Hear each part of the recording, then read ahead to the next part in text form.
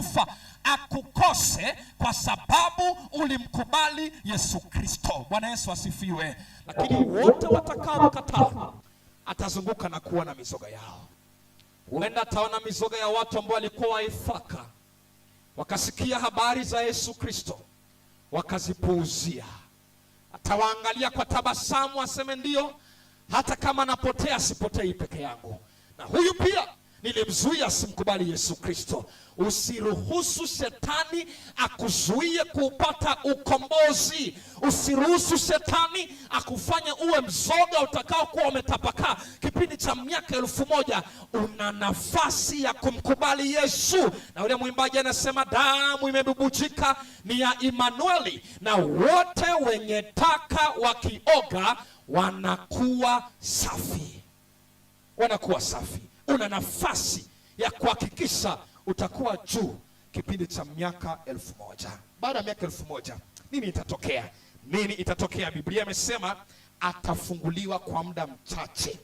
Atafunguliwa kwa muda mchache. Tulisoma Ufunuo 20 mstari wa 5 ambayo ilisema hao wafu waliosalia hawatakuwa hai hadi itimie ile miaka 1000. Anasoma mstari wa 6 sasa mtumishi. Ufunuo 20 mstari wa 6 na wa 7 tunaenda mpaka wa 8 taratibu. Yani 6 hadi 8 taratibu tu. Inasemaje? Huu ndio ufufuo wa kwanza. Twende kabisa. Na mtakatifu, heri na mtakatifu. Aha. Ni yeye yule aliye na sehemu katika ufufuo wa kwanza. Soma kabisa. Juu ya hao mauti ya pili haina nguvu. Aha. Bali watakuwa makuhani wa Mungu na wa Kristo. Soma. Nao watatawala pamoja naye hiyo miaka 1000. Mstari wa 7 inasema na hiyo miaka 1000. Na hiyo miaka 1000 twende. Itakapokwisha miaka 1000, Shetani atafunguliwa.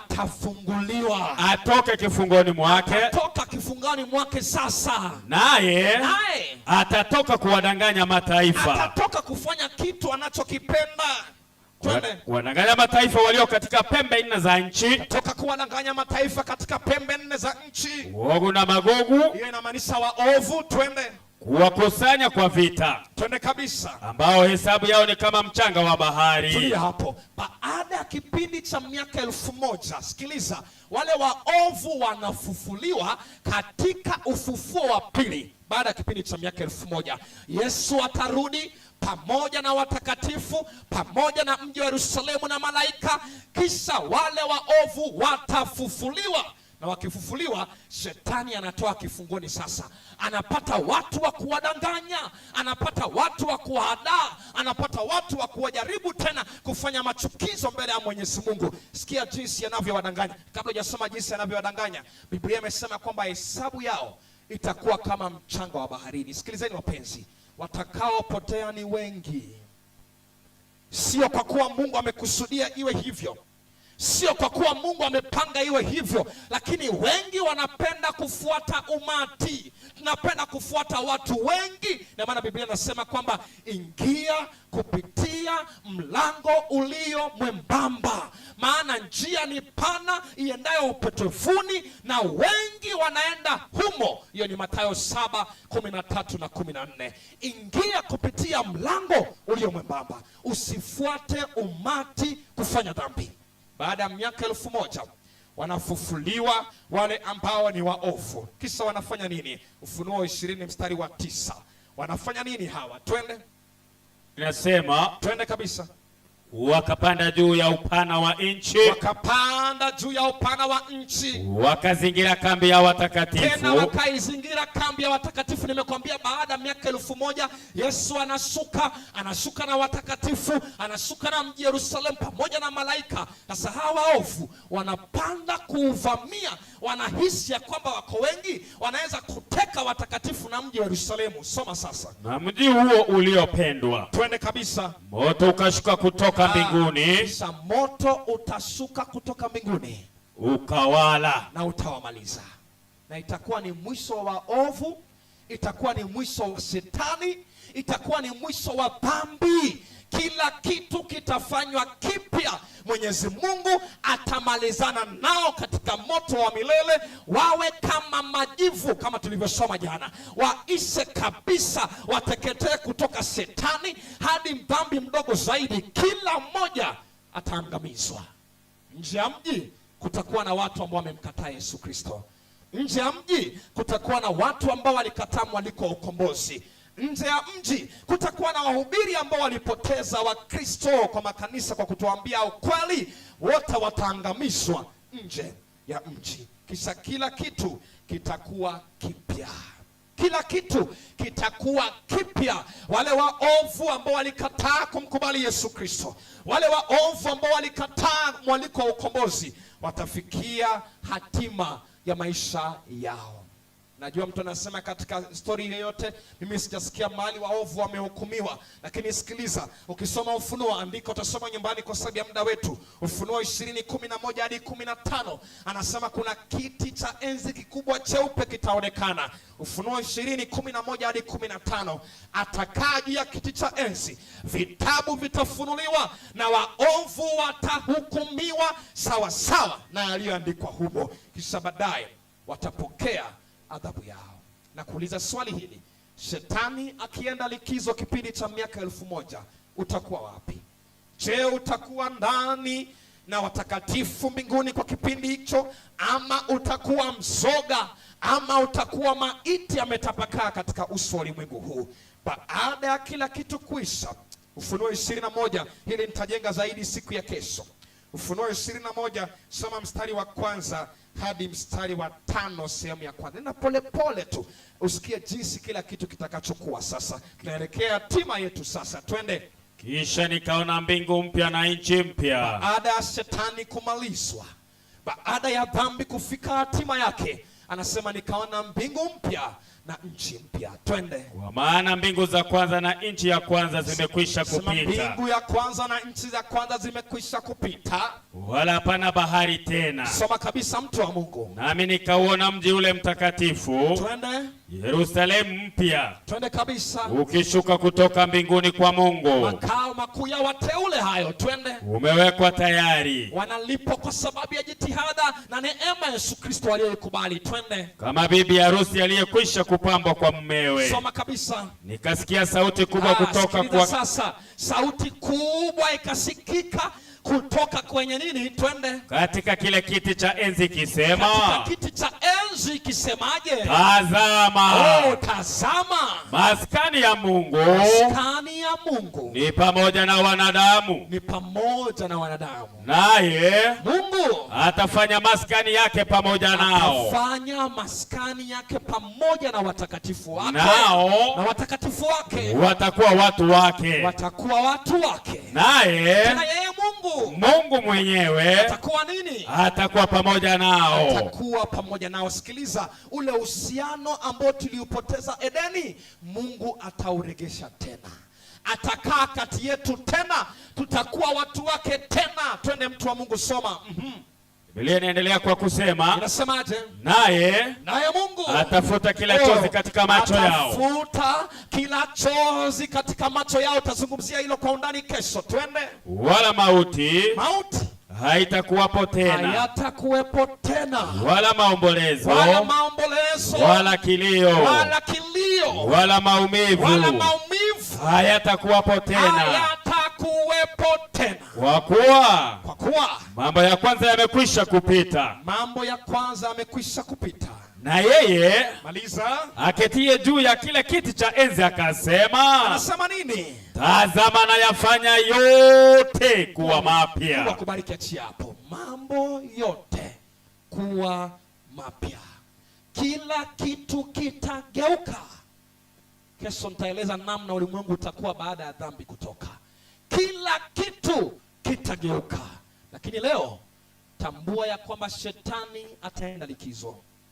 Tambua ya kwamba shetani atasalia pasipo wa kudanganya. Lakini ujiulize, atakapoenda likizo, wanakuwa wanapojipanga hapa mbele, atakapoenda likizo, wewe utakuwa wapi? Je, utakuwa na watakatifu mbinguni, ama utakuwa mzoga. Na anauliza hivi mtu wa Mungu, fungu letu la mwisho anakwaya anaposimama, Marko 8:36 na 37. Anauliza hivi Marko 8:36 na 37. Biblia inasema nini? Biblia inasema ama mtu atoe nini badala ya nafsi yake? Maana kila mtu atakayenionea haya mimi. Umeanzia mstari gani mtu wa Mungu? 37. 36 anzia. 36 Biblia inasema kwa kuwa itamfaidia mtu nini? Tunauliza jioni hii na Mungu anakuuliza mkazi wa Ithaka, itakufaidia nini kupata ulimwengu wote? Kupata vitu vyote vya ulimwengu. Tulia. Itakufaidia nini kujulikana kuwa mlevi mashuhuri wa Ithaka? Akipata tulia tu mwanzo. Itakufaidia nini kujulikana kuwa mzinzi hodari ambaye hajawahi kushikwa na mke wake? Itakufaidi nini kujulikana kwamba wewe ni mvujaji wa amri za Mungu? Itakufaidi nini kupewa utajiri na fahari ya ulimwengu wote? Itakufaidi nini msikilizaji mpendwa? Maliza. Akipata hasara ya nafsi yake. Kisha upate hasara ya nafsi yako, itakufaidi nini? Utapata faida gani ukipata kila kitu lakini nafsi yako ipotee? Maliza kabisa. Ama mtu atoe nini? Utatoa nini badala ya nafsi yake? Achia hapo. Utatoa nini badala ya nafsi yako? Natamani leo useme vyote vichukuliwe lakini uachiwe Yesu. Sema yote kwa Yesu, yote namtolea Yesu, moyo wangu ni wake, ninavutwa na upendo, kwa hivyo najitoa. Waimbaji wanapoimba nami ninapoomba, natamani kama bado hujafanya agano na Mungu kumkubali kama Bwana Mwokozi wa maisha yako, fanya hima, fanya uamuzi huo sasa hivi. Na watakao kuwa wakiimba, ukijihisi unataka kuyatoa maisha yako kwa Yesu Kristo, utakuja katika hema hili tu na upeane jina lako. Aidha, Mungu atuandae kuwa miongoni mwa wale ambao watakuwa juu, shetani akiwa likizo. Mungu na atubariki. Baba, katika jina la Yesu, asante kwa sababu ya neno lako. Asante kwa sababu ya kutuonyesha ya kwamba hatimaye utamaliza chanzo cha dhambi na dhambi yenyewe itafika hatima yake, na wote ambao watakukubali hatima yao ni hakika. Tunatamani ya kwamba jioni hii shetani atakapokuwa akienda likizo, tuwe salama miongoni mwa watakatifu watakao kuwa juu wakisimuliwa kisa cha ukombozi. Thibitisha agano letu kwako jioni hii Yesu Kristo, na iwapo kuna mtu kwenye bonde la kukata shauri Yesu Kristo, zungumza na wewe yeye Yesu Kristo, mtie nguvu, mpatie shime ili kwamba akakate kauli ya kukubali kama Bwana na Mwokozi wa maisha yake. Ongoza vipindi vilivyosalia kwa utukufu wako na kwa mibaraka yetu ya ukombozi. Ndivyo tuombavyo kwa imani katika jina la Yesu Kristo. Amen. Amen. Asante. Karibuni waimbaji.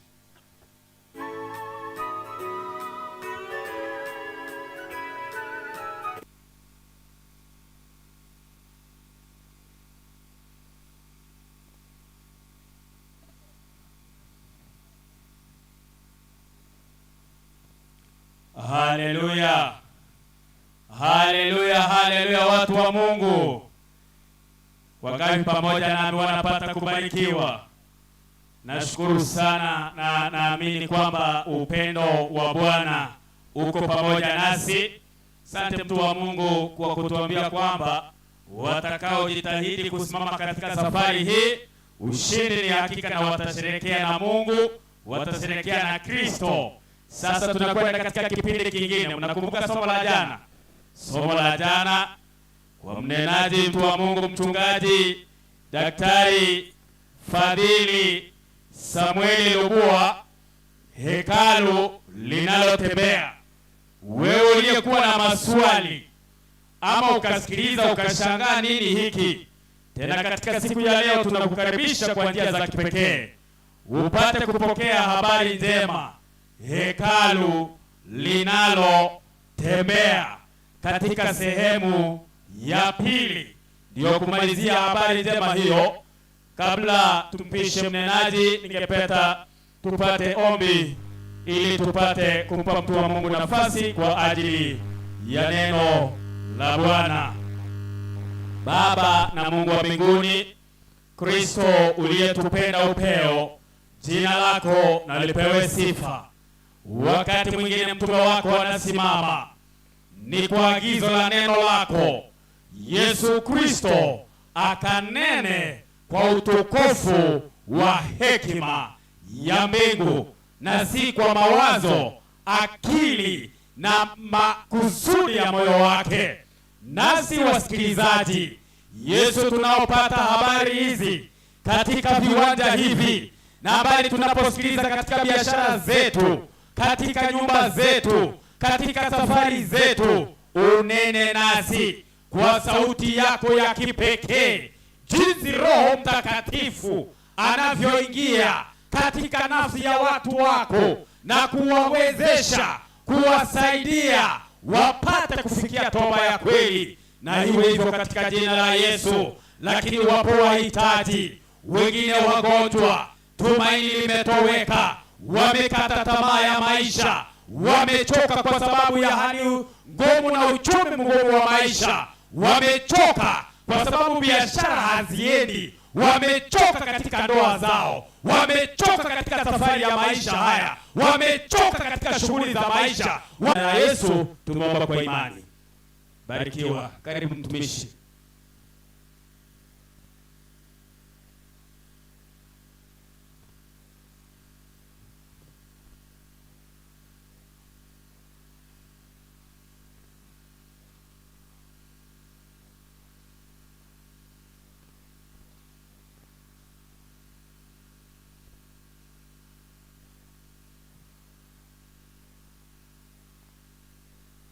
Nina wasalimu jioni ya leo kwa jina la Yesu. Bwana asifiwe. Bwana asifiwe. Kama mna furaha pamoja nami, tupunge mkono namna hii. Haleluya.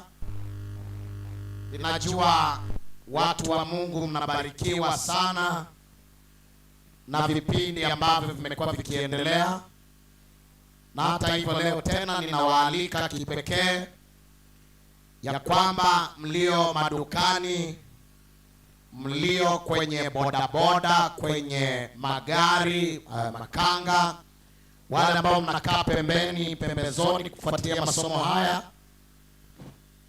ninawaalika kipekee kwamba kila mmoja awe makini, kila mmoja avute taswira, maana somo la leo litafanya nafasi nyingine tena katika wokovu wangu na wokovu wako. Na ninajua kwamba fundisho hili ni fundisho ambalo shetani amelifunga kwamba watu wasisikie. Ninajua kwamba fundisho hili shetani anapenda wengi wasilitambue, ila Bwana anapenda kutusaidia. Niwapongeze sana fundi mitambo kwa kazi njema, najua mnapambana, Mungu azidi kuwabariki sana. Lakini niwapongeze Get the Point kwa sababu ya kuwezesha hotuba hizi kwenda mbali, na najua wako wengi ambao wananifuatilia, wako wengi ambao wanavuta taswira ya mafundisho haya kutokea majumbani mwao kwa njia ya mitandao hapa Kawangware, Waithaka na pengine pote. Ninajua kuna wengine wamekuwa wakituma message kwamba wanatufuatilia kutoka nyumbani mwao. Aidha, najua pia kwamba kuna ambao wanatufuatilia kwa namna ya kipekee kutokea nchi mbalimbali, kutokea mahali mbalimbali wanatufuatilia. Lakini sana nishukuru kwa wale ambao tumefika hapa mbashara. Mkutano ni mzuri, kadiri ya tunavyoenda mwisho watu wanazidi kubarikiwa. Tunasema jina la Bwana litukuzwe sana, jina la Bwana lipewe sifa milele. Baada ya kuwasalimu na kuwakaribisha sana, nikaribishe wimbo wa kipekee wa kitabuni ambao tutauimba wimbo nambari 46. Wimbo nambari 46 ndio wimbo ambao tutauimba, na hivyo tutaimba vizuri, waimbaji wawe makini. Tutaimba beti la kwanza tukiwa tumekaa na la pili, lakini beti la tatu tutasimama.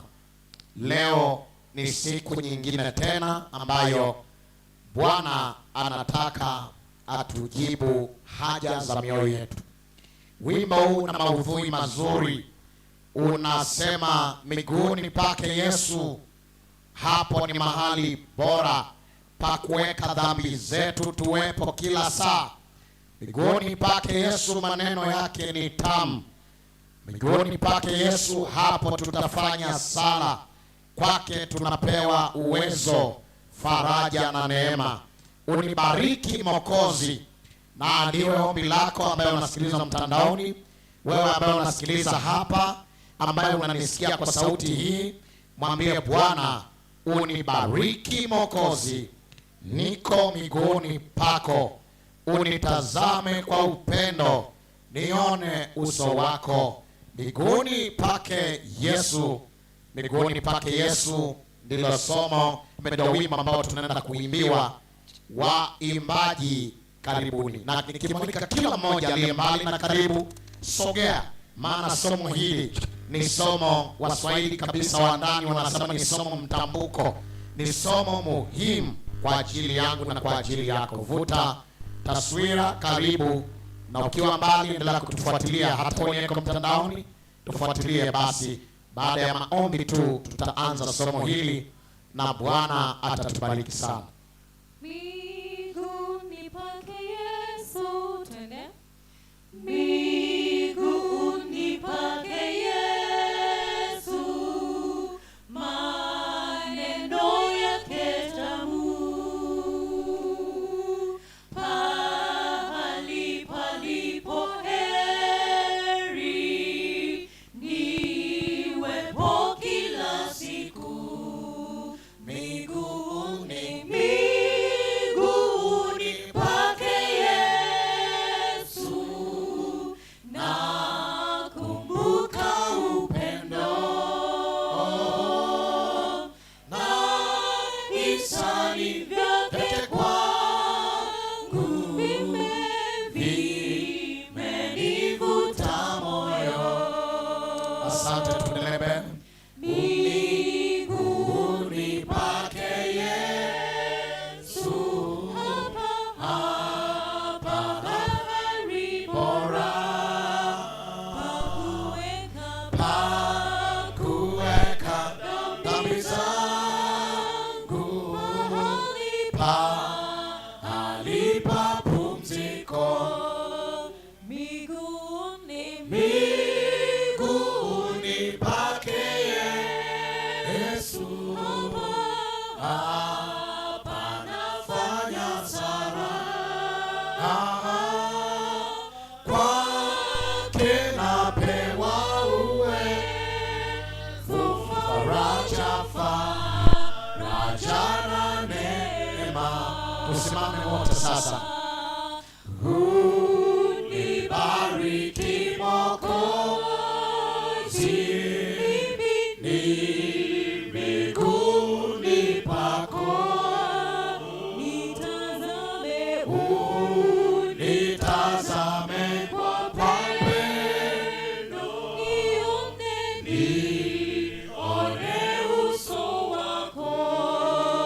Nipe Bwana nia yako, ili nionekane. Bwana,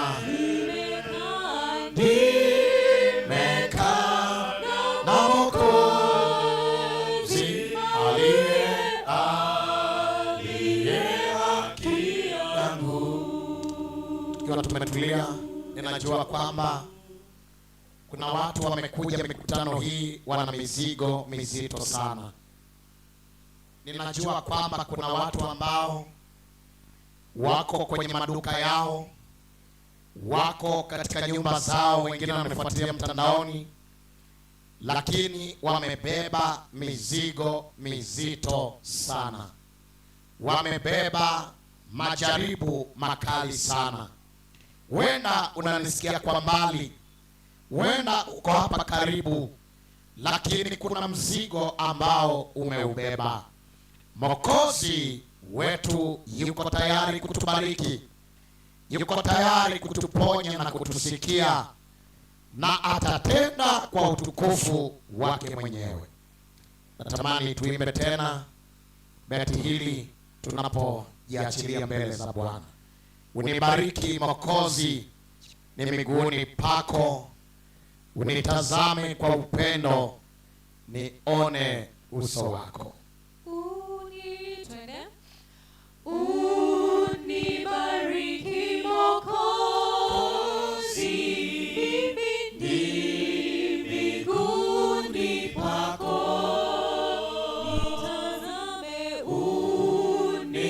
unitazame kwa pendo, nione uso wako. Nipe Bwana, nipe Bwana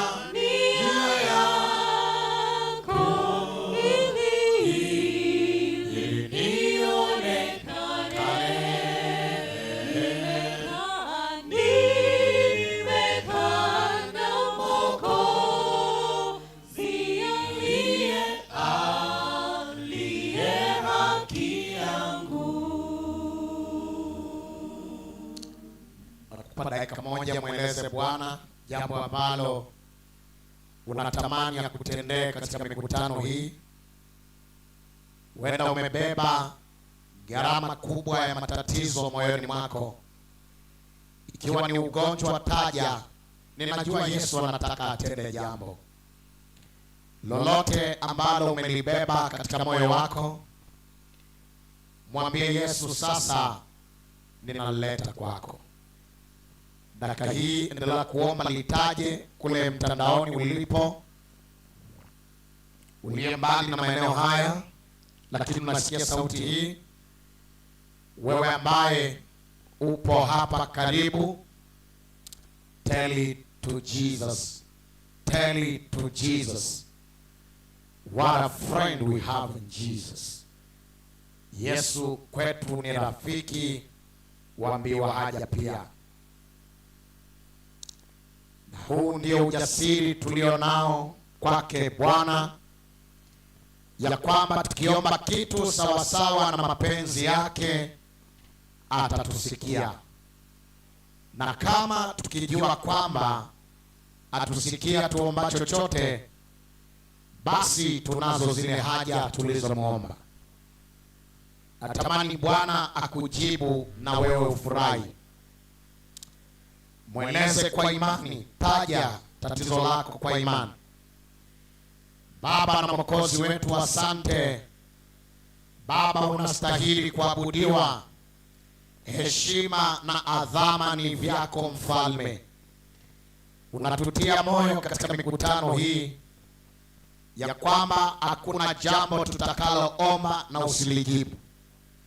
Watoto wako kuna mambo wanakueleza, mambo magumu katika ndoa zao, mambo magumu katika biashara zao, mambo magumu katika mahusiano, mambo magumu katika masomo, mambo magumu sana katika uchumi. Hawana hela, wamepungukiwa, wanatamani waione njia kutoka kwako. Baba, tuko hapa katika mkutano huu hapa wa Ithaka, lakini kuna ambao hata sasa hivi wanaomba kwamba Bwana nao wangepata uwezo wa kushinda miadarati, wa kushinda madawa kulevya, wa kushinda nguvu ya pombe, wa kushinda majaribu kadha wa kadha. Baba, wasaidie. Baba, wasaidie. Tena muujiza kwa watu ambao wanalia kwa ajili ya watoto wao, wanalia kwa ajili ya wazazi wao, wanaomba kwa ajili ya mambo makubwa katika maisha yao. Tena muujiza Baba, jitukuze mwenyewe. maana sifa, ufalme na adhama ni vyako. Wewe unastahili heshima, unastahili kuabudiwa. Tenda muujiza kwa jina la Yesu Kristo aliye Bwana na mkombozi wa maisha yetu. Kila mmoja amini aseme amen. Basi tukae.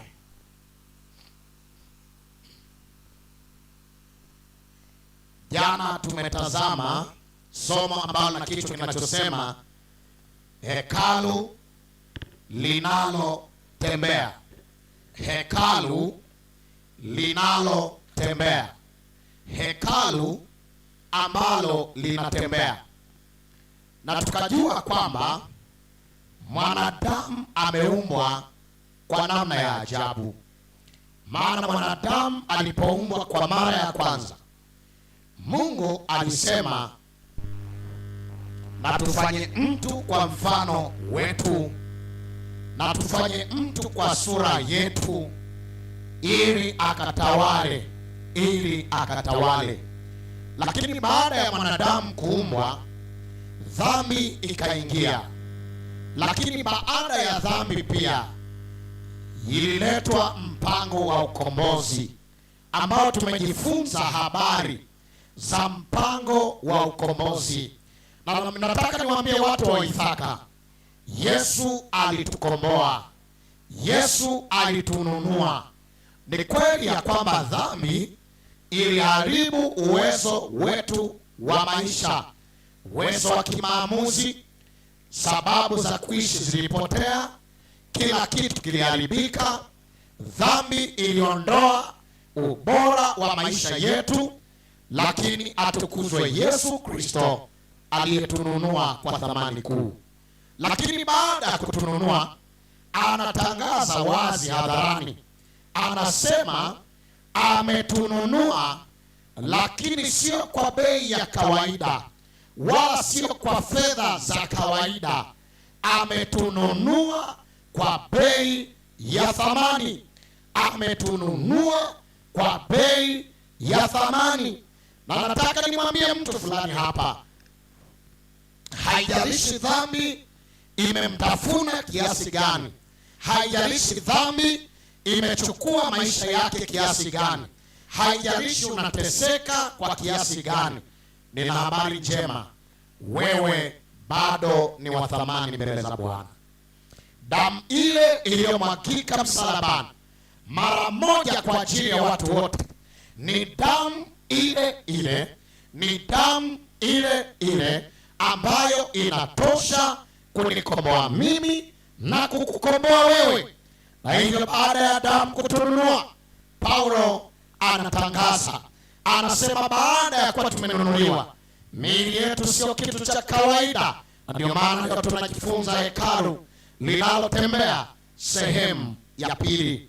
Baada ya damu iliyomwagika, mwandishi mmoja anaandika, anasema damu imebubujika ni ya Imanueli, wakioga wenye taka usafi wa kweli.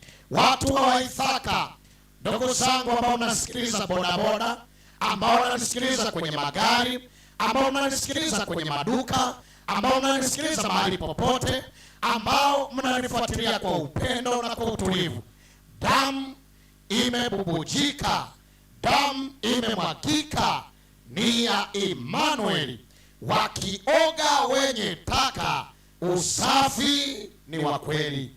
Unaweza ukasafishwa, hata wewe unaweza ukasafishwa, ukashangaa usafi wa kweli unatokea katika maisha yako, usafi ambao unaletwa na ile damu, unaletwa na kifo cha Kristo. Ule usafi wa damu utakaopatikana wa kukusafisha mwili wako, ambao unaitwa ni hekalu takatifu la Mungu. Ule usafi ambao unasafishwa, unafanywa ndani ya mwili wangu na mwili wako, haufanywi kwa kitu kingine.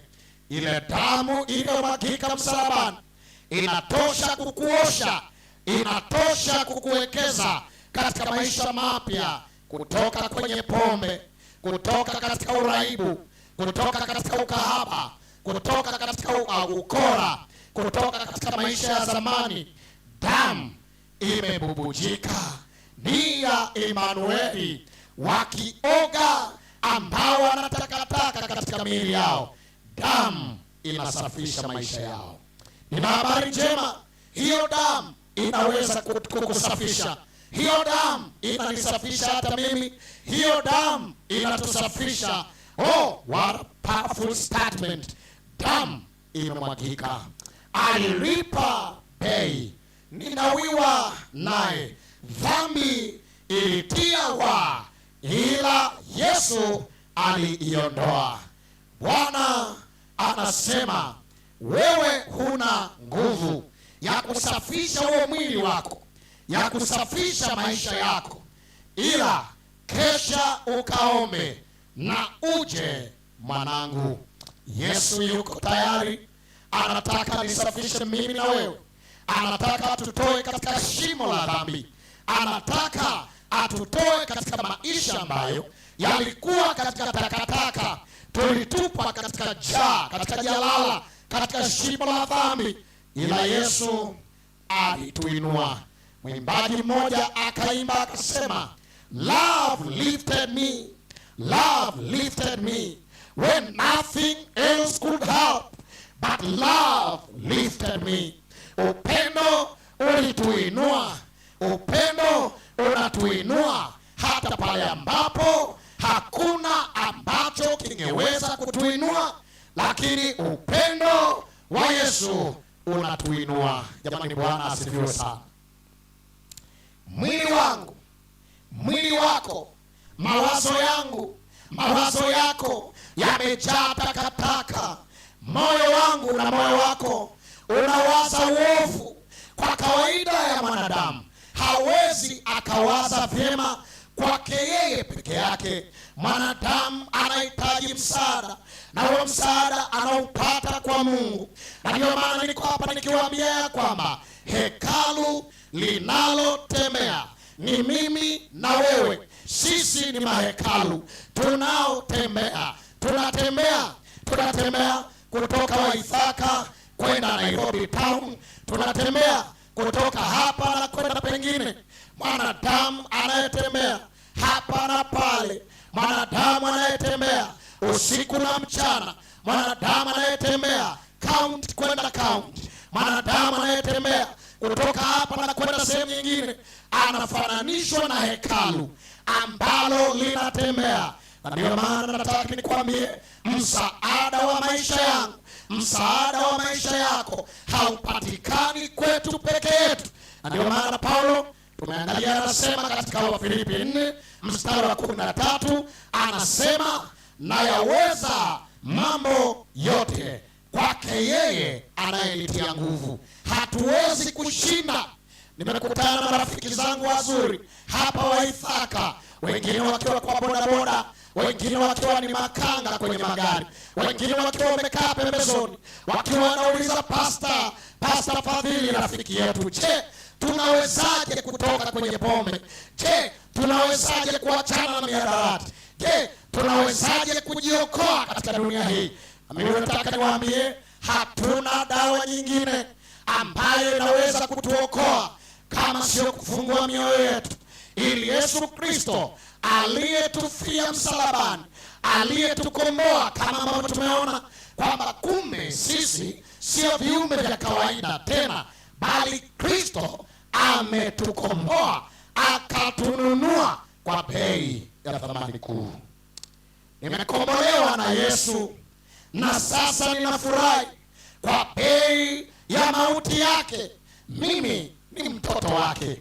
Ninatamani niwaambie ndugu zangu ambao hata wengine sasa hivi wameshikilia chupa ya bia, wameshikilia sigara mkononi, wameshikilia mambo fulani. Nimegundua jambo moja ya kwamba sio kila mlevi anataka kulewa, sio kila anayevuta sigara anataka, wala si kila aliyeathiriwa anataka. Nilichokuja kujua ni kwamba wengi wanatamani kutoka hapo, ila wamezitegemea nguvu za wenyewe. Ndio maana somo hili lilipoanza jana katika sehemu ya kwanza limeinua hisia zetu kutuambia kwamba dawa ya hekalu hili ambalo ni mwili wangu, ambalo ni mwili wako. Dawa inapatikana kwa Yesu Kristo. Jamani, Bwana asifiwe sana. Leo tena natamani tuangalie mwendelezo wa somo hili, tunapoanza kuangalia kitabu cha Wakorinto wa kwanza, Wakorinto wa kwanza, First Corinthians, Wakorinto wa kwanza 6 mstari wake wa 19 na 20, fungu ambalo limebeba muktadha wa somo letu la leo na hata siku ya jana pia. Biblia inasemaje? Au amjui ya kuwa mwili wenu ni hekalu la Roho Mtakatifu, mwili wenu ni hekalu la Roho Mtakatifu aliye ndani yenu, mliyepewa na Mungu, ambaye imepewa na Mungu, wala ninyi watu wa Isaka si mali yenu wenyewe. Wale ambao mnanitazama mtandaoni, wala ninyi si mali yenu wenyewe. Maana mlinunuliwa kwa thamani. Sasa basi mtukuzeni Mungu katika miili yenu. Biblia inaendelea kutupatia ufumbuzi na kufafanua kwa kina kwamba miili tuliyo nayo inafananishwa na hekalu, inafananishwa na makazi ambako Roho mwema wa Mungu, kama ambavyo imefundishwa katika vipindi vya Bible study hapo nyuma, ya kwamba mwili wangu ambao ni wangu na wako unatarajiwa kuwa makao bora ya Roho Mtakatifu wa Mungu, ambako akikaa huyo anatufundisha, anatukumbusha, anatushauri, anatubidisha kwenda kwenye toba. Na vile ambavyo imesema, Paulo naye anakazia, anasema mwili wako sio kitu cha kawaida, wala sio jambo la kawaida kwamba ukidharau. Huo mwili ni tempo, ni hekalu la Roho Mtakatifu wa Mungu. Jamani, Bwana asifiwe sana. Na hivi inatarajiwa basi, kama mwili wangu ni hekalu, na ile hekalu inatembea kutoka mahali fulani kwenda mahali pengine, popote ambapo nitakuwepo, popote ambapo watu wataniona, ninatakiwa kuhitaji huyo Roho akae ndani, ili kwa msaada wa huyo Roho aniwezeshe, anikumbushe, anisaidie, anielimishe, anitoe mahali nilipo, anielekeze katika mahali pengine ambapo wokovu kamili unapatikana. Jamani, Bwana asifiwe. Basi twende tena katika Warumi 12 mstari wa kwanza. Biblia inasemaje? Biblia inasema, basi ndugu zangu watu wa Isaka, nawasihi kwa huruma zake Mungu, baada ya kujua sisi ni mahekalu ambayo tumenunuliwa kwa bei ya thamani ya damu ya Kristo, ambayo haifananishwi na kitu kingine, basi ndugu zangu ninawasihi. Biblia inaungana nasi katika jioni ya leo, na nami niungane pamoja na mwandishi wa kitabu cha Warumi ambaye si mwingine ni Paulo. Niungane naye kusema, nami nawasihi jioni ya leo, ambapo Bwana ananisihi mimi ninayesimama na kusema, ambapo Bwana anakusihi wewe ambaye unafuatilia mtandaoni, wewe ambaye uko hapa, ambao tuko madukani, wale ambao mnanifuatilia, ambao tunasikia habari hii. Bwana anatubembeleza, Bwana anatuhimiza, Bwana anatuita. Anasemaje katika wito wake? Nawasihi kwa huruma zake Mungu, kwa huruma zake Mungu, itoeni miili yenu iwe dhabihu, itoeni miili yenu iwe dhabihu iliyo hai. Yaani kwa maana nyingine, toa mwili wako uwe sadaka. Na nikaweza kuwafundisha hapa, na naomba nirudie tena hili, ya kwamba kama kuna sadaka yenye thamani mbele ya kiti cha rehema, wala sio mamilioni makubwa ambayo mtu anaweza akatoa. Sadaka ya kwanza yenye thamani ni mwili wangu na mwili wako, ni moyo wangu na moyo wako, ni maisha yangu na maisha yako. Ndio maana nikamwambia Waithaka, hatujaja kukusanya pesa, hatujaja kwa ajili ya biashara, ila Bwana ametutuma kwa kazi moja. Anatamani mwisho wa mikutano hii, anatamani hata leo, katika wito wa leo, mtu mmoja ajitoe aseme, mwili wangu nautoa kama sadaka. Natamani Bwana anipokee, anioshe, anitakase, anisafishe, ya kale yapite, yote yafanywe kuwa mapya. Hiyo itakuwa ni sadaka kubwa. Hiyo itakuwa ni jambo la msingi.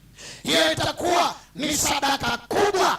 Maana ni kweli, baada ya kujitoa kwa Yesu, Yesu mwenyewe anajua namna ya kututengeneza.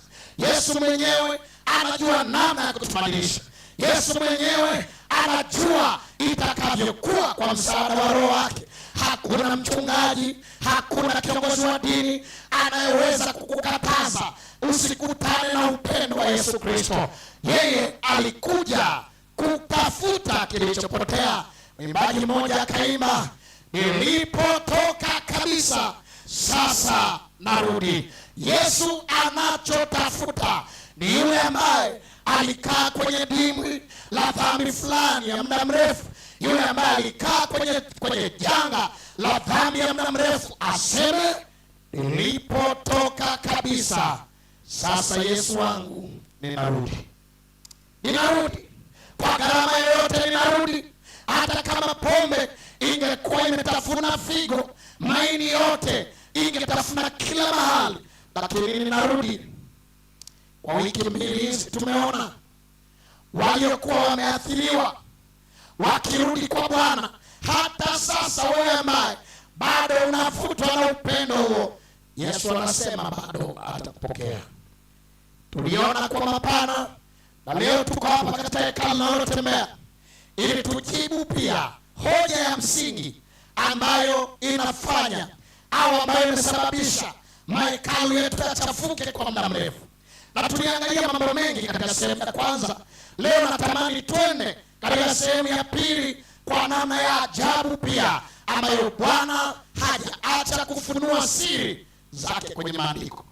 Jana labda nitoe mafungu kadhaa ambayo tuliyosoma jana, utaandika na utayapitia. Jana tuliangalia ya kwamba Bwana alipomuumba mwanadamu, jambo la kwanza ambalo aliona la kwamba litaweza kufanya hekalu lake liwe imara, liwe safi, liwe salama, lifae kwa ajili ya kumtukuza Mungu. Jambo la kwanza tuliona kwamba ni chakula, lakini jambo la pili tukasema ni kinywaji, na jambo la tatu tulisema ni kutenda. Ndio pale Paulo anasema katika Wakorinto, na Biblia yetu takatifu katika Wakorinto wa kwanza 10:31 anasema, basi mlapo au mnywapo au mtendapo neno lolote, fanyeni yote kwa utukufu wa Mungu. Na tukasema fungu hili linataja mambo matatu, ambayo jambo la kwanza ni kula, jambo la pili ni kunywa, jambo la tatu ni kutenda. Na tukasema hapa msisitizo haupo kwenye jambo jingine. Msisitizo mkubwa ni kutenda kwa utukufu wa Mungu. Bwana asifiwe sana. Hapo ndio penye msisitizo kwamba kula, kunywa, tenda kwa utukufu wa Mungu. Tukaona mpango wa Mungu katika chakula, tukaona mpango bora ambao umeandaliwa katika chakula, na tukaona kwamba mwanadamu alipoumbwa tu, Mwanzo 1:29, akapewa maelekezo ya awali ya chakula. Akaambiwa ale nafaka, ale mimea ambayo ina miche yenye mbegu, ambayo tunasema ni mihogo, viazi na jamii nyingine ya vyakula. Lakini tuliona mwanadamu akapewa matunda. Bwana akapewa kitu gani? Matunda. Jambo la kwanza ambalo alipewa ni nafaka. Jambo la pili ambalo alipewa matunda. Jambo la tatu ambalo alipewa ni kila mche utoao mbegu. na matunda atakayokula sharti yawe na mbegu ndani yake. Kwa hiyo kama utakula tunda ambalo halina mbegu katika ulaji wa matunda, umekosea mpango bora. Lakini sio hivyo tu, tulienda mbele kidogo mwanadamu.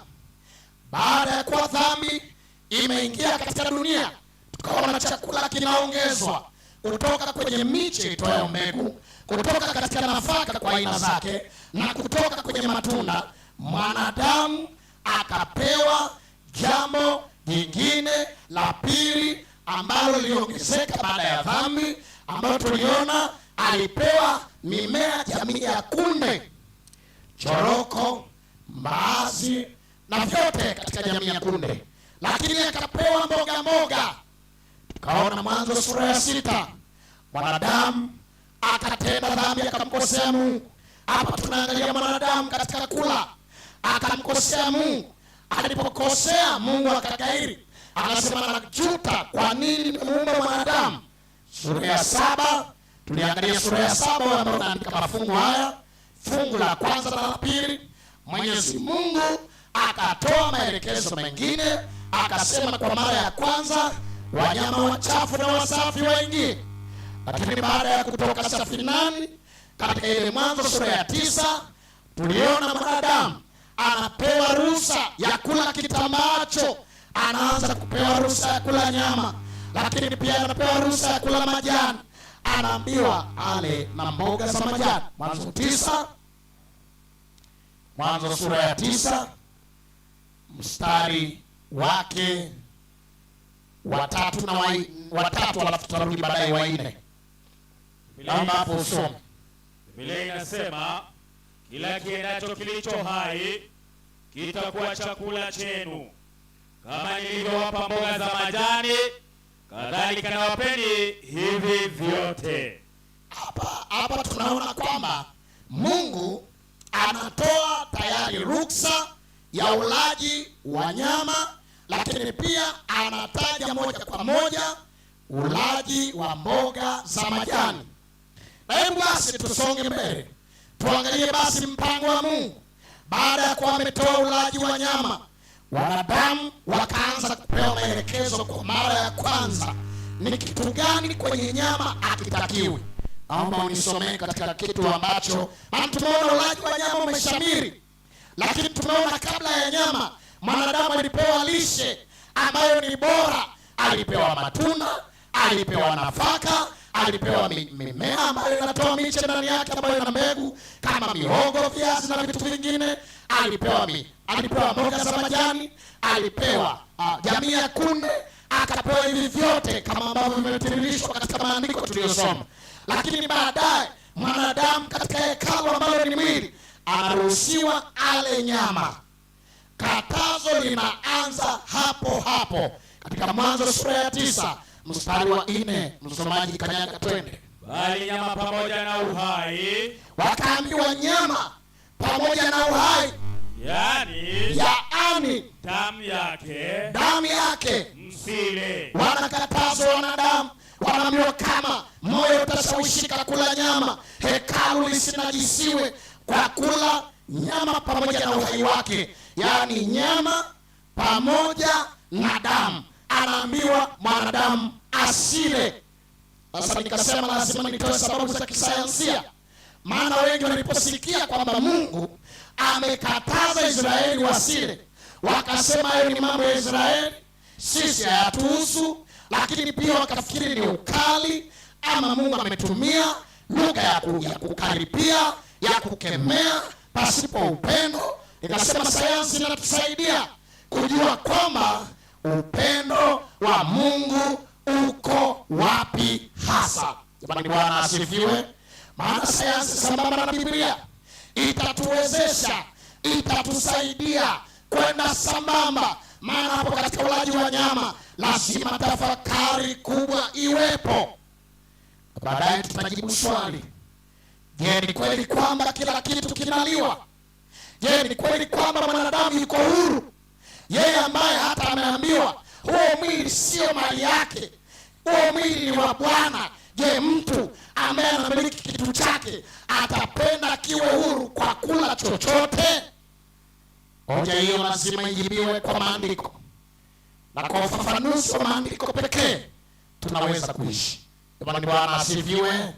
Hebu nione ambao wananifuatilia namna hii, maana ni vizuri kujua tunaendaje. Haleluya, asante sana. Sasa hapa tunakatazwa damu. Kabla sijaongezea damu, naomba niongeze fungu la pili. Yako mafungu mengi, lakini tutatumia mawili ili yatoshe kukueleza. Twende pale katika kitabu cha Biblia ambacho kitatusaidia. Naomba ukasome kitabu cha Mambo ya Nyakati. Nataka nizungumzie mambo mawili katika nyama. Ya kwanza, mambo ya Walawi, kumradhi, Mambo ya Walawi 17 fungu la 14, alafu utasema Mambo ya Walawi 7 fungu la 23. Maana hapa nataka nianze na mambo mawili hatari kwa kila nyama ambayo ingeliwa. La kwanza tumeona ni damu, lakini la pili tutaona ni kitu gani basi. Hebu nisome Mambo ya Walawi 17:14. Biblia inasema kwa maana kuliko huo uhai wa mnyama. Hebu soma vizuri msomaji.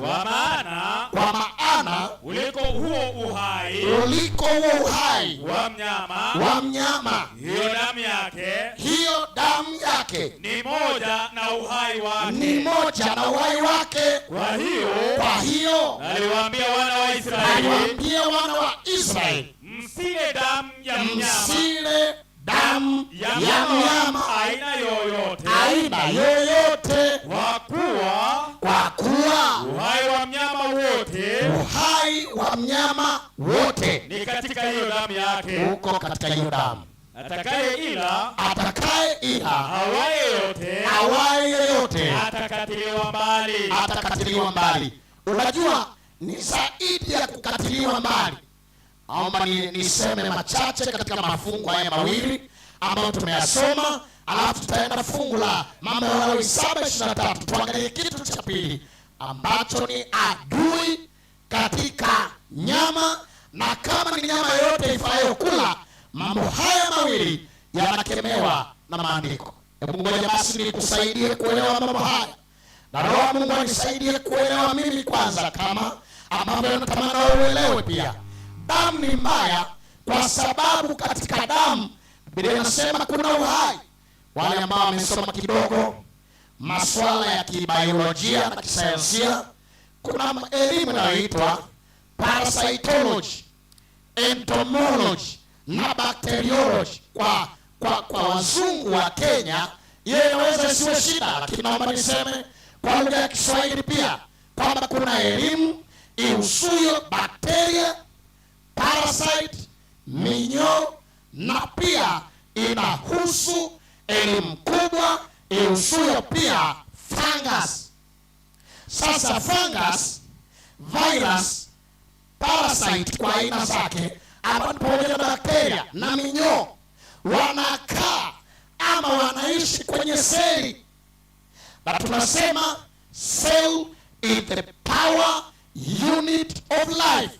Yani seli ndio mahali uhai ulipo, na kwa hiyo mwanadamu anaambiwa asile nyama ambayo imechanganyika na damu, kwa sababu hiyo damu ni uhai wa mnyama. Kwa nini ni uhai? Ni kwa sababu ndani ya damu kuna bakteria, kuna fungus, kuna virusi, kuna minyoo na kuna fungus, na hawaishi sehemu nyingine yoyote, lakini sapoti yao kubwa wanaipata kwenye damu.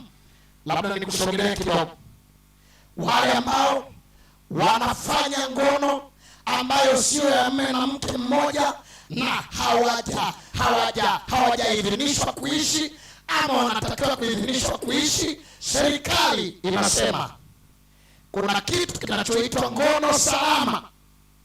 Na hiyo ngono salama, kinachozungumziwa sana hapo ni damu ya mtu mmoja isikutane na damu ya mtu mwingine, kwa sababu kwenye hiyo damu ndio kuna virus umo kwenye damu ama majimaji ambaye anatokana na huyo mwanadamu mwingine, mtakapofanya interpersonal, yani mkakutana wewe na mwingine, ile damu itakapokutanika na mtu mwingine atapata kitu kinaitwa maambukizi, ama wazungu hapa Kenya wote, maana ni wazungu, mnasema infection.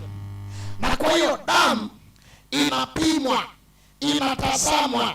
Hata juzi alikuwepo mtu mmoja anatangaza kwenye vyombo vya habari hata hapa Kenya ya kwamba ametafuta mtu wa kudonate, wa kumpatia kipande cha ini, hot culture, afanye kipande cha ini, lakini damu za ndugu zake wa karibu zilipopima zikaonekana zina madhara ambayo ni infection, ambazo kama atapewa kipande cha ini kutoka kwa mtu huyo ambaye yuko tayari, lakini damu inakataa.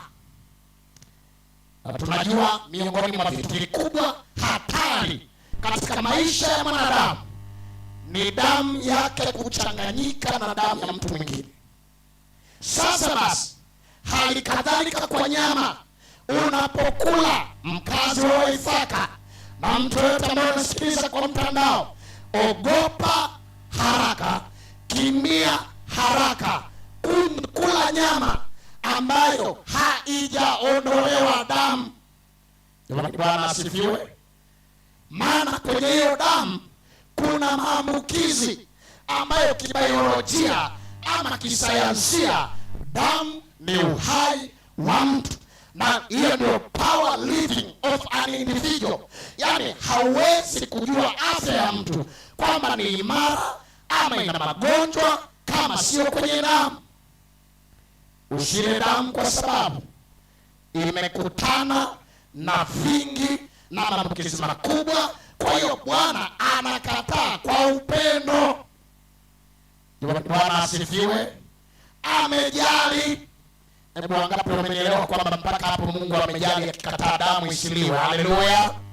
Lakini jambo la pili ambalo Mungu analikataa ni kitu ambacho kinaitwa mafuta. Mambo ya Walawi 7 mstari wa 23, kanyaga twende msomaji. Biblia inasema nena na wana wa Israeli, nena na wana wa Israeli ukawaambie, msile mafuta yoyote, msile mafuta yoyote ya ng'ombe wala ya kondoo wala ya mbuzi, tena mafuta ya mnyama afaye mwenyewe, na mafuta ya mnyama aliyeraruliwa sawa na wanyama, sawa, na ruhusa ya kutumia kwa ajili ya matumizi mengine sawa, lakini msiyale kabisa. Lakini sio kwa kula. Mungu anaweka msisitizo, anasema msile mafuta ya mnyama aliyechinjwa akiwa hai, wala aliyekufa ndio akachinjwa. Maana siku hizi kwenye ulaji wa nyama watu wameshindwa kujali afya za wengine, wanaleta hata mizoga, yani nyama aliyekufa wanauza. Lakini Mungu anakataa, anasema mafuta ya mnyama yasingeliwa. Jamani, Bwana asifiwe sana. Hoja ni hii, Pastor, kwa nini tusile mafuta? Sasa nakupeleka pia kwenye sayansi. Hatutakula mafuta ya mnyama kwa sababu yana kitu kinachoitwa inaitwa low boiling point, lakini yanakuwa na high density, yani yanakuwa na uzito mkubwa, yanakuwa na kiwango kidogo cha uchemshwaji. Lakini tunasema mafuta ya mnyama yako na kitu tunachokiita high point of cholesterol level. Waliosoma na ambao hawajasoma wanaweza kukutana na mambo ya siku hizi Google. Unachukua tu 20 bob, hela ya Kenya 20 bob, ukiingia unatafuta unapata. Kwa hiyo mafuta ya mnyama yana cholesterol ya juu sana, lakini yana ganda, lakini yana uzito mkubwa. Sasa ile high density, yani uzito ulioko kwenye mafuta ya mnyama, yanaleta shida Yanaleta shida gani? Yanaleta shida katika kuganda kwenye mifupa au amini kwenye mishipa. Naomba unisikilize vizuri, hebu mwambie jirani yako kuwa makini. Hebu mwambie tena kuwa makini. Natamani uelewe hili. Mafuta ya mnyama yana high density point. Hiyo ni scientifical, ni kisayansia. Kwa hiyo ukitumia mafuta ya mnyama ambayo yanauzwa kwenye bucha, yanauzwa mahali popote, watu wakichinja wanakimbilia, anasema hii nyama ilikuwa na mafuta kweli. Anataka anywe supu yenye mafuta, anataka nyama yenye mafuta, akiona mafuta ndio anaelewa. Lakini tayari kuambia kitaalamu, ulaji wa mafuta ya wanyama ni kukimilia kitu ambacho kinabana mishipa ya damu, mishipa ya ubongo, mishipa ya moyo, mishipa ya figo, mishipa ya ini, lakini mishipa ya kitu kinachoitwa lymph node. Mtaalamu yeyote aliyeko hapa akisikia lymph node, unajua lymph node ndio ile mishipa ambayo au ndio ile misuli ambayo inasukuma damu, uwezo wa kupeleka damu reverse, yani inafanya reverse action of the blood pressure. Inatoa damu kutoka miguuni hivi nikiwa nimesimama, ina push kwenda juu. Kwa hiyo sasa ukila nyama ambayo ukila mafuta ya mnyama unagandisha mafuta kwenye mishipa, na ukiigandisha inakuwa shida. Wakati fulani umesimama unashangaa unadondoka unazimia. Wakati fulani unatembea jua likikuchapa, kwa sababu mafuta ya mnyama yana kitu kinachoitwa high boiling point. Yanachemka, yani mwili mzima unachemka, kichwa kinachemka, unashindwa kustahimili, unaanguka. Unapata shambulio la mishipa, maana ile damu ya mishipa ya damu pia inakutana na cholesterol, yani kuganda kwa ile mafuta yanaganda kwenye mishipa. Kwa hiyo unajiandaa kuwa na magonjwa kama ya stroke, magonjwa kama ya brain tumor, uvimbe kwenye ubongo, magonjwa kama TIA, yani kuvamiwa kwa moyo, hatari ya magonjwa ya moyo. Lakini unasikia mtu amepimwa anaambiwa ini lako limezungukwa na mafuta. Lakini labda niseme pia, wale wanaokula damu na wanaokula mafuta ya mnyama wanapatia kazi kubwa ini. Ini ni liver, lakini wanaipatia kazi kongosho, spleen. Wanazipatia kazi kubwa kucontrol. Hatimaye sumu ikizidi, ndio naambiwa kwamba bandama limefeli, ini limeshindwa, unapata kitu kinachoitwa liver failure, ama kitaalamu pia kuna ugonjwa unaitwa liver cirrhosis. Kwa hiyo Mungu akikataza kwamba nyama yako unayokula isiwe na tone la damu, wala usichanganye na mafuta ya mnyama, ule nyama bila mafuta yake, Mungu amejali. Mungu anatupenda. Jamani, haleluya. Kama umeelewa pia kitaalamu upendo huo, kwani usiendelee kunipungia hewani? Haleluya. Sambamba na hilo, kwa sababu somo hili limelenga maeneo tulipo, na ni somo ambalo ni mtambuko, yani muhimu, yani ambalo lina maana kubwa. Imetupasa twende taratibu kwa uhakika, maana 90% ya wakazi wa maeneo haya wanaishi kwa nyama. Lakini pia lazima twende mbele kwa haraka. Nyama gani inafaa kuliwa? Mpaka hapo tumeshajibu ama tumeshaonyesha nyama ambayo ina sifa ya kuliwa. Jambo la kwanza, isiwe na damu. Jambo la pili, isiwe na mafuta. Jamani, Bwana asifiwe. Mpaka hapo jamani, tunaenda sawa? Bwana nahubiri lakini ni darasa. Twende sasa Kumbukumbu la Torati 14 ili tuangalie sifa nyingine za nyama inayofaa kuliwa.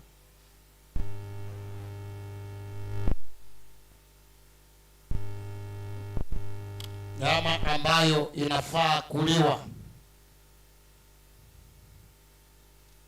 Hebu twende pale msomaji. Kumbukumbu la Torati sura ni 14.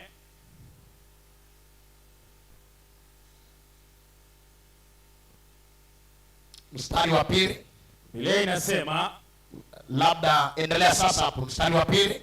kwa kuwa utaifa takatifu kwa Bwana, Kuwa utaifa takatifu kwa Bwana Mungu wako, na Bwana amekuchagua kwa kuwa. Ninataka niwaambie watu wa Waithaka kwamba Mungu ametuchagua.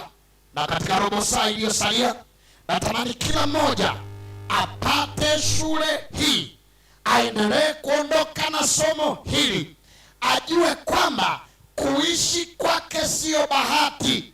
Bwana amemchagua. Jamani, Bwana asifiwe sana. Na ametuchagua kama alivyochagua.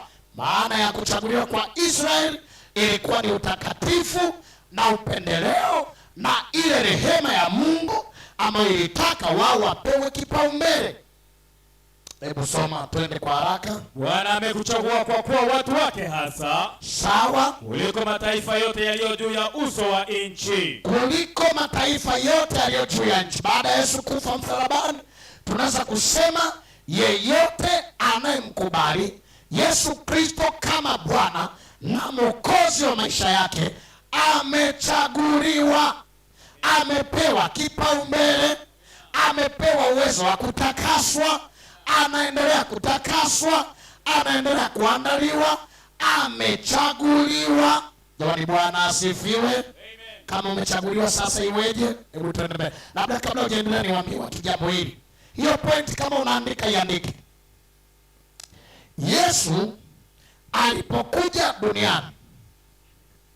Yesu alipokuja duniani hakuja kukomboa wanyama, hakuja kwa ajili ya wanyama, alikuja kwa ajili ya wanadamu.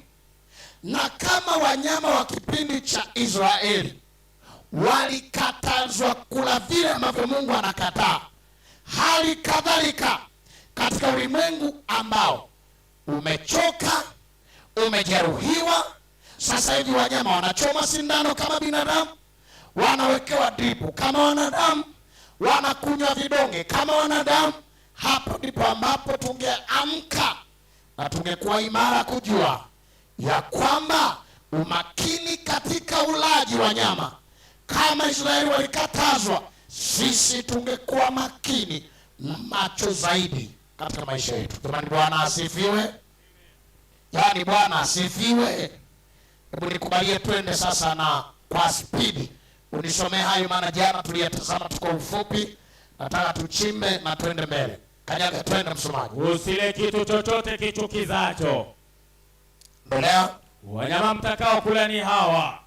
Wanyama mtakao kula ni hawa: ng'ombe na kondoo na mbuzi, kulungu na paa. Sasa fuatilia kwa Biblia yako. Najua hapa ni kwa Wakikuyu. Kama una Biblia ya Kikuyu, fuatilia umjue huyo mnyama kwa kilugha chako anaitwaje.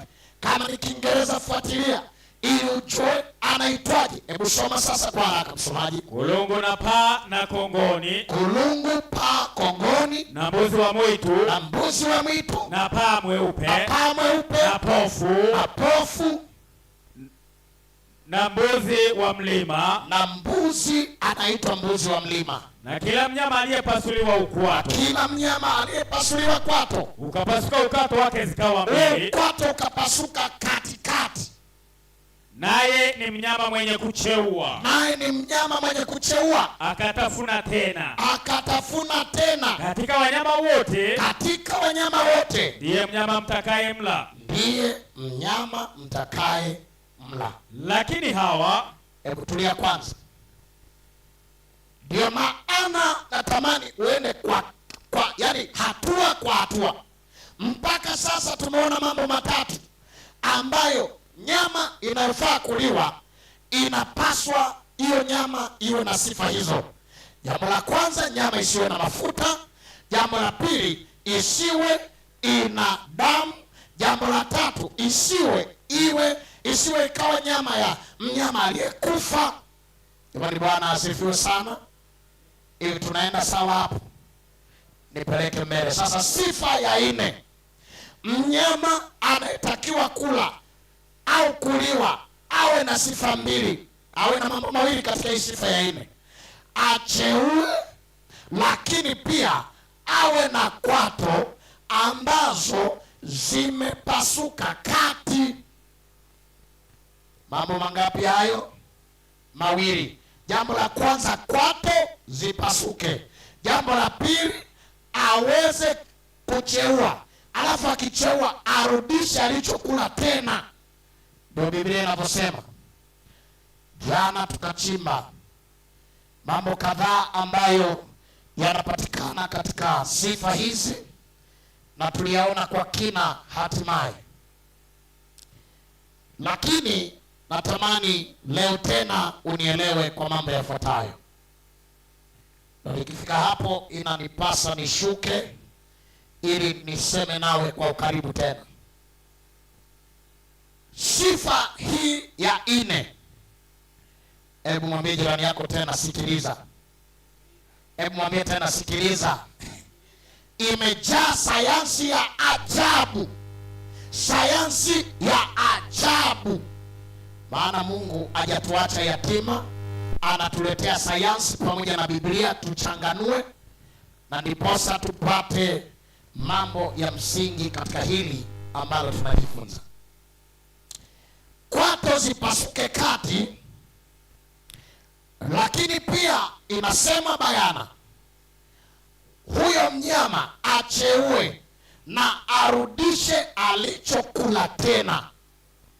Na hapa watu wa Ithaka, naomba nirudie niliyosema jana, maana sio ya kubahatisha, yapo, yanasikika. Na taomba hata tu kidogo leo utayataja hayo matumbo, japo sitaki uyakumbuke, ila natamani kila mmoja apate angalau kitu kidogo. Tumbo la kwanza ambalo linapatikana katika wanyama tulisema wanaitwa regurgitating animal. Maana tulisema tuna aina 2 za wanyama, regurgitating animal and non-regurgitating animal. Wanyama wanaocheua na wanyama wasiocheua. Lakini tulisema ya kwamba katika aina za wanyama pia tuna kitu kingine cha pekee ambacho tulisema hawa wanaitwa carnivorous na herbivorous, yaani wanyama walao majani na wanyama wanaokula nyama au wanyama wenzao. Tukasema carnivorous are animal eating other animals, lakini tukasema herbivorous are animal eating grasses. Lakini tukasema wanyama ambao wanaitwa regurgitating animal, hawa wanyama wanaocheua wana matumbo 4. Hebu mwambie jirani yako, wana matumbo 4. Hebu mwambie tena, wana matumbo 4. Sasa haya matumbo 4 ni yapi? Tukasema mnyama anayecheua, yani regurgitating animal, have got 4 stomach chamber. Ana matumbo 4. Haya matumbo 4 ni yapi? Utumbo wa kwanza wa juu kabisa tulisema unaitwa rumen. Hebu wote tuseme rumen. Tuseme tena rumen. Alafu tumbo wa pili au tumbo la pili katika wanyama wanaocheua unaitwa reticulum. Hebu tuseme tu reticulum. Sio lazima ukariri, angalau unanionyesha kwamba unafuatilia. Reticulum. Wana wa kikacho wataelewa. Lakini tumbo la hili la tatu inaitwa omasum. Alafu tumbo la 4 abomasum. Kwa hiyo haya matumbo 4 ambayo ni rumen, reticulum, omasum, abomasum yanapatikana kwa mnyama anayecheua peke yake, ndiye anakuwa na matumbo 4. Lakini mnyama ambaye hacheui anakosa matumbo mangapi? 4. Jamani, Bwana asifiwe. Hebu nione kama kuna watu wanaonifuatilia upande huu na upande ule, nione. Haleluya. Sasa kwato kazi yake ni nini? Tulisema kwato ni kiatu cha mnyama. Bwana amevalisha wanyama viatu watembee, wasitembee kwenye bakteria na kwenye virus, kwenye fungus na kila kitu. Kwa hiyo ile kwato iliyoko kwa mnyama ni kiatu cha mnyama. Jamani, Bwana asifiwe. Wapendwa, haleluya. Lakini tukasema kwa nini kwato ikatike? Labda isikuisema jana. Kitendo cha kwato kukatika ni kucontrol temperature kati ya ardhi na mnyama mwenyewe, na kile kilichoko katikati ya kwato kinapitisha hewa ambayo ina control temperature ya mnyama. Kwa hiyo kwato zilizopasuka zinasaidia mnyama huyo ajikinge na infection, lakini pia asiwe na joto la juu ambalo litaathiri nyama ambayo italiwa. Jamani, haleluya. Wapendwa, haleluya. Science plus the word of God inatusaidia kuelewa. Tukasema sasa matumbo manne yanasaidia nini?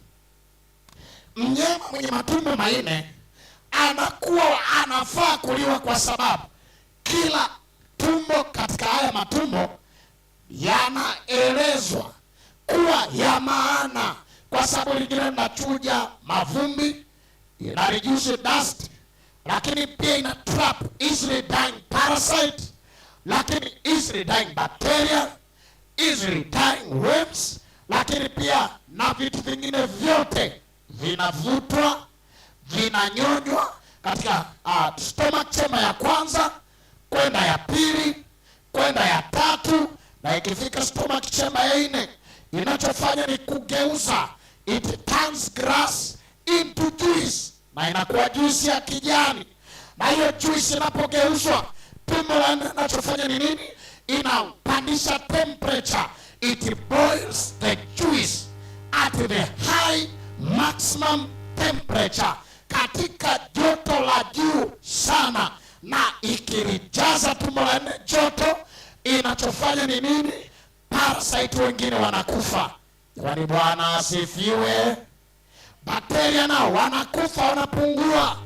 Hivyo ndivyo Bwana aliyotengeneza mnyama mwenye matumbo manne.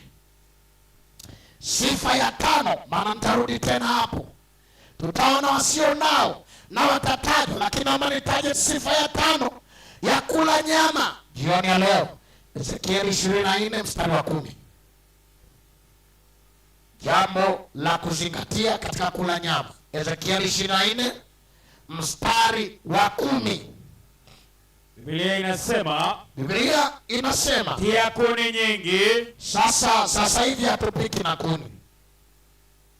Kwa hiyo habari ya kutia kuni nyingi iliisha enzi za kupika kwa kuni, lakini sasa hivi tunapika kwa gesi, kwa majiko ya umeme, lakini katika teknolojia kubwa ambayo inaonekana. Kwa hiyo lengo ni nini? Malizia fungu hili. Uchochee moto. Chochea moto. Itokose nyama sana. Hiyo nyama itokoswe, yani ipikwe vizuri. Fanyisha mchuzi mzito. Fanyisha mchuzi mzito. Mifupa ikateketee. Alafu mifupa iteketee. Yani maana yake ni nini? Nyama pamoja na kwamba haina mafuta, haitakuwa na damu, mnyama anaeliwa achewe, lakini pia kwato zipasuke. Sifa ya 5, nyama itakayoliwa iwe imepikwa at maximum boiling point, iive vizuri. Jamani, Bwana asifiwe. Kwa nini iive vizuri? Ni kwa sababu nimekuambia matumbo yako manne: rumen, reticulum, omasum, abomasum. Sasa kile ambacho abomasum hakijaweza kuua, hakijaweza kukishughulikia na kikaruhusiwa kwenda kwenye nyama, unapopika vizuri unasaidia ile nyama kuwa salama. Jamani, Bwana asifiwe. Amen. Wapendwa, haleluya. Kwa hiyo nyama tena inatakiwa ive tena mpaka ndani ya mifupa. Kwa nini ive ndani ya mfupa? Kwenye mfupa kuna kitu kinachoitwa bone marrow. Kinaitwa bone marrow. Jamani, Bwana asifiwe. Wangapi wananielewa ninaposema bone marrow? Punga mkono namna hii. Na yenyewe hivi, maana infection inaenda mpaka kwenye bone marrow, inakaa huko kwenye kale kakitu kako ndani ya mfupa, na itaipa nyama infection kama haijaiva vizuri. Biblia imetoa maelekezo. Namshukuru Yesu ambaye hajatuacha gizani, anataka tuelewe, anatoa kanuni bora za ulaji wa nyama. Bwana asifiwe.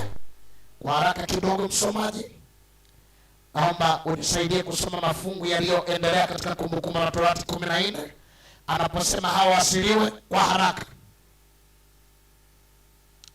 Kwa haraka, kwa sababu ya kujazia somo hili na kuliweka katika ubora wake. Biblia inasema lakini hawa msile. Katika wale wenye kucheua, na hao waliopasuliwa ukwato, ngamia msile, na sungura msile, na kwanga, kwa kuwa hucheua, kwa sababu wanacheua lakini hawakupasuliwa kwato, ila hawajapasuliwa kwato. Ni najisi kwenu. Na nguruwe, kwa kuwa amepasuliwa ukwato, kwa sababu amepasuliwa ukwato, lakini hacheui. Sasa kwenye wanyama wote waliotajwa, anayeliwa sana lakini Mungu amemkataa ni nguruwe. Na jana nilitoa sababu hizi, na naomba nikutajie kwa mtiririko haraka. Nguruwe anashinda kuwa na sifa ya kuliwa kwa sababu zifuatazo. Kama unaandika nisikilize na uandike, ili uwe na sababu hizo na ujue kwa nini Mungu anakataa kwamba nguruwe hafai kuliwa. Sababu ya kwanza nilisema na nasema tena, reproductive system, mfumo wake wa uzazi. Nikasema katika huo mfumo, na leo nitaongezea jambo lingine. Nguruwe anapokuwa katika kuishi, nguruwe jike anakuwa na menstrual cycle, anakuwa anapata hedhi. Anapopata hedhi, damu inatoka. Lakini nikawashangaza nikawaambia, hakuna aliyewahi kuvalisha nguruwe pedi. Kitendo cha nguruwe kuwa anatoa damu na anaachwa analala kwenye hiyo damu, anatembea na hiyo damu, anakaa na huo mwandamo wa mwezi, anapata maambukizi ya juu ya kibakteria, ya virusi, ya kila kitu, na yale maambukizi yanaenda mpaka ndani ya mnyama huyo. Lakini sababu ya pili, nguruwe anapozaliwa ananyonya ziwa moja, hahami mpaka amalize kunyonya. Kwa hiyo anaponyonya hilo ziwa moja, anapata kitu ambacho kinachoitwa lactinovirus disorder. Virus disorder. Anapata changamoto ya kuambukizwa kwa sababu analichubua lile ziwa, analinyonya muda wote. Lakini pia anapokuwa amenyonya ziwa ambalo lina maambukizi, anapata maambukizi mpaka maisha yake yote. Sababu nyingine ambayo nguruwe hafai kuliwa, nikawaambia ni excretory, yani mfumo wake wa kutoa taka mwili kwa njia ya ngozi, lakini na ngozi yake kwa ujumla.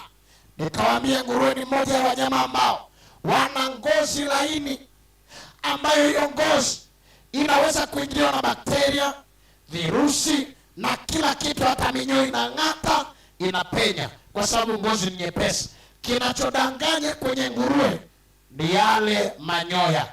Naomba mtu ambaye atanionyesha ngozi ya nguruwe inayouzwa, yaani amekutana na ngozi ya nguruwe imening'inizwa. Kwa hiyo ngoja nikufungue macho. Unapokula nguruwe unakula ngozi pamoja na nyama. Jamani, Bwana asifiwe. Kinachotokea kwenye nguruwe ni nini?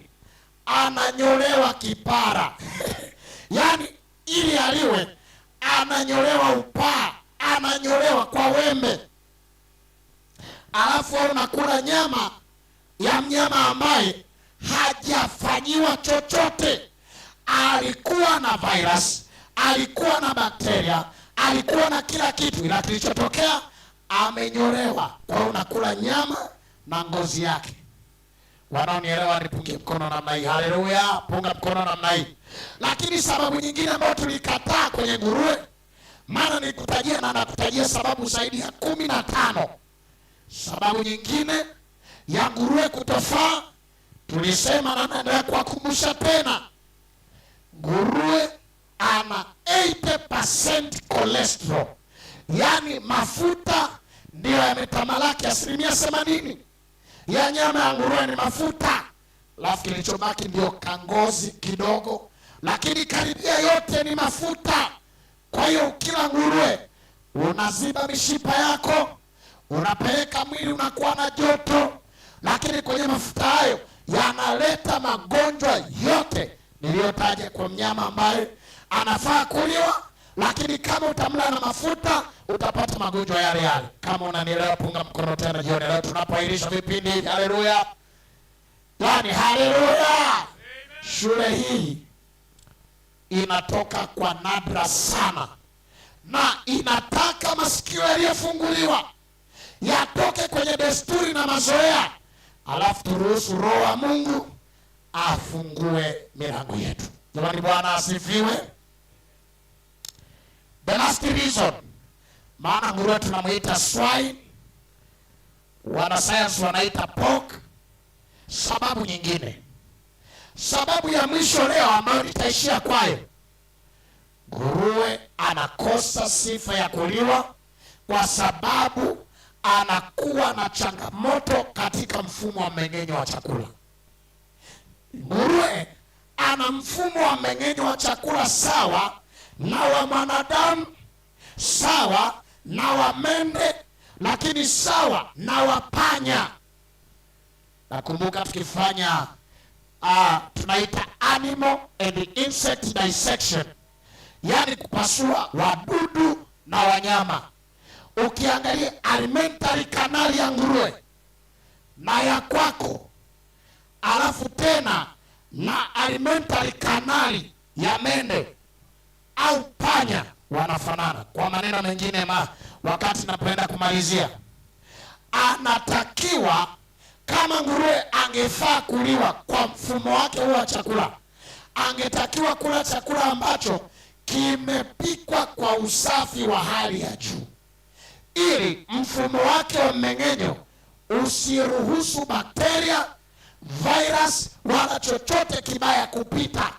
Ila kwa nguruwe kuwa na mfumo wa mmeng'enyo wa chakula na analishwa vyakula vilivyolala vya juzi, analishwa leftovers kwenye harusi, anapewa matakataka, anakosa sifa ya moja kwa moja ya kuliwa. Yaani Bwana asifiwe. Yaani Bwana asifiwe. Science na neno la Mungu. Hebu nipungie tena jioni leo mkono. Haleluya. Navutwa kusema sababu hii moja tu ya mwisho kabisa, nguruwe hachinjwi. Naomba nirudie tena, nguruwe hachinjwi. Hebu mwambie jirani yako, nguruwe hachinjwi. Sasa kwa sababu hachinjwi, unajua kwa nini hachinjwi? Nataka niwafungue akili waliosoma animal psychiatric medicine, yaani elimu ya kiakili ya wanyama. Watasema swine ama pork is the leading animal with psychiatric disorder. Yeye ndiye mnyama kichaa kuliko wanyama wote. Ndio maana nguruwe hakuna wanaume hata 50 wanaweza kumshika ili wamchinje, maana anakuwa na psychiatric disorder, ambayo mwanadamu pia mwenye matatizo ya kisaikolojia anakuwa nayo.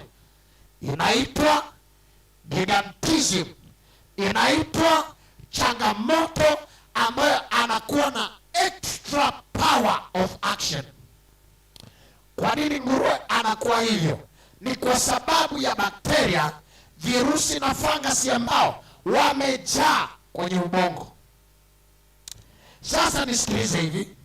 Kwa hiyo nguruwe hafai kuliwa pia, kwa sababu anapigwa ndio afe, alafu akishakufa watu wanaenda wakihakikisha uhai umekaribia kuisha, wanamchinja damu ikiwa imeshaingia kwenye mishipa na anakosa kufaa kuliwa.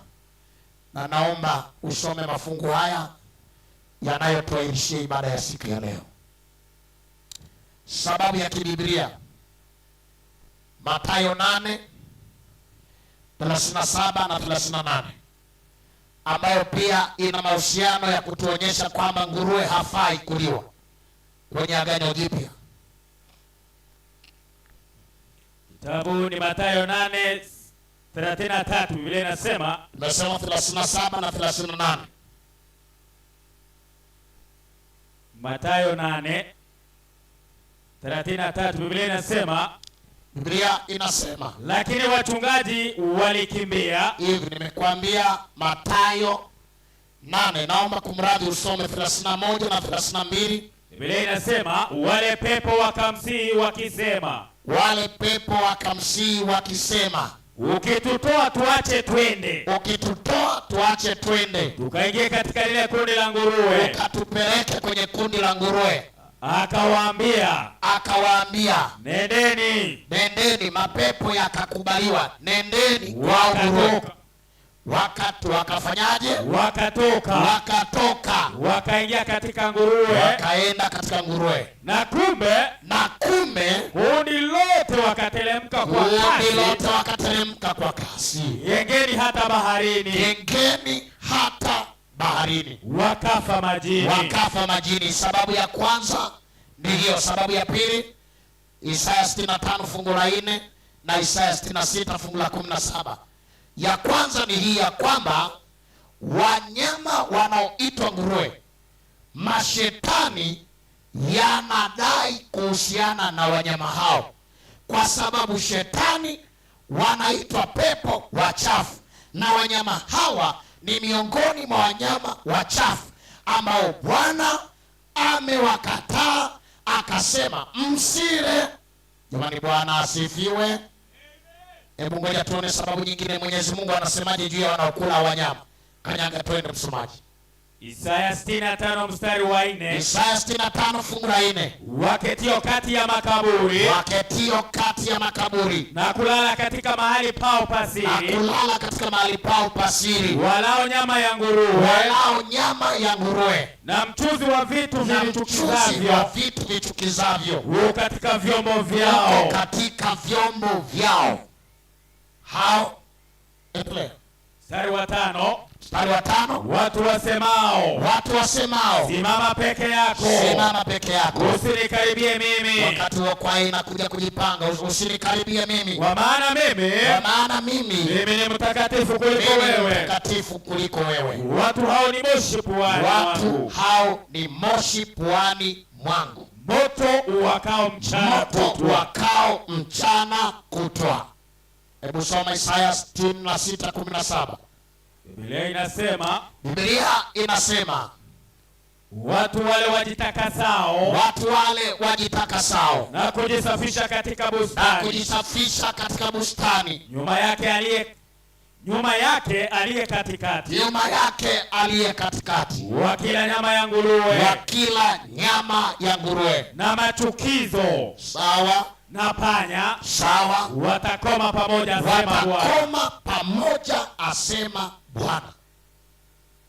Ningekuwa na wakati ningekuambia habari zilizoandikwa katika kitabu cha Mathayo 15, lakini kwa sababu kesho ni siku ya kujibu maswali, nimeulizwa maswali tata, na moja ya swali hilo linatoka Mathayo sura ya 15, na kesho nitalijibu. Je, walipoambiwa kwamba kimwingiacho mtu akimtii mtu unajisi, bali kimtokacho. Dhana halisi ya fungu hilo ilikuwa ni nini? Na tutajua ilikuwa ni utofauti kati ya kunawa mikono na swala la kutoa matusi kwa kudai wana desturi na itikadi za Kiyahudi. Lakini tutajibu swali ambalo limeulizwa na Matendo sura ya 10, ambalo Petro anaambiwa chinja ule, tena anaambiwa nilivyoviumba usiviite najisi. Tutajua dhana ni nini, lakini nakudokeza hapo, dhana haikuwa kwamba inalenga habari ya ulaji, ila Petro alikuwa anafunguliwa moyo kuwapokea mataifa ambao kwa desturi za Kiyahudi walionekana kuwa najisi pia. Tutaona kesho. Mungu atusaidie. Nitajibu pia swala la pweza ambalo limeulizwa, ambalo tutalichambua kwamba kwa nini kuna umuhimu wa magamba na umuhimu wa mapezi, yaani fins and scales. Tutaona, na Bwana ametupa upana, anataka hekalu lake liheshimiwe. Kesho kuna maswali kama 6 ambayo niliahidi nitayajibu karibuni tunapomalizia mada hiyo kesho. Lakini kujibu maswali hayo, naomba tukumbuke ule wito wa kitabu cha Warumi 12 mstari wa 1, kwaya yetu inapoimba.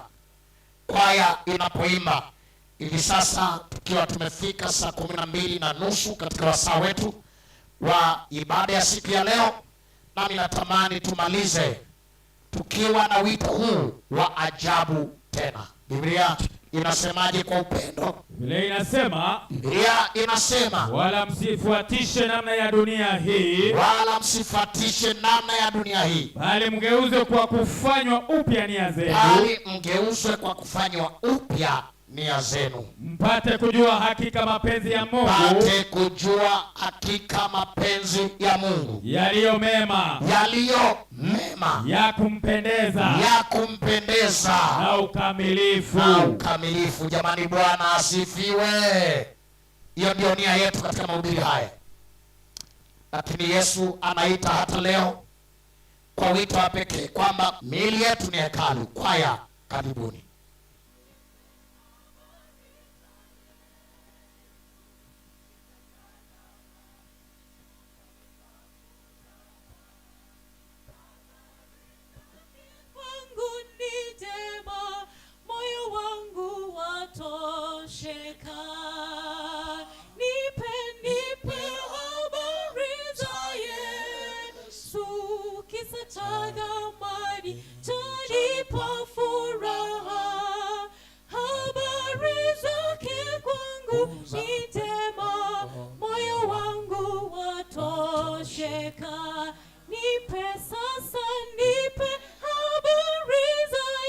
Habari za Yesu.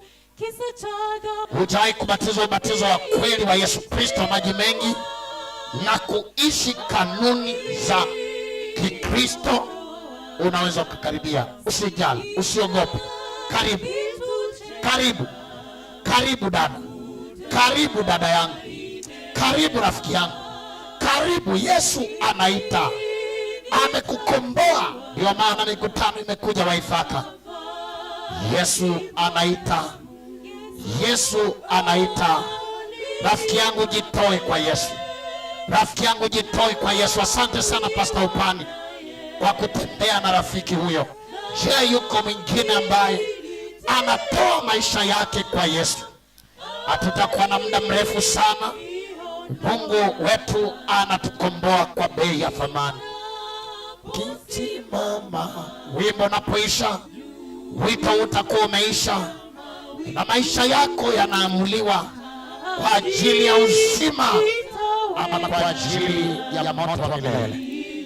Labda wakati beti linaisha, wale wengine wote waliojitoa ambao wamehudhuria ibada siku ya leo na wenyewe watembee kuja hapa ili tuombe kwa pamoja. Wale wote ambao walijitoa, wale waliojitoa jana na juzi, leo tutaombewa na mchungaji mgeni wa mikutano hii, atatuombea kwa namna ya siku ya leo ya kipekee. Wale ambao wanataka kuhudhuria hapa, karibuni hapa mbele.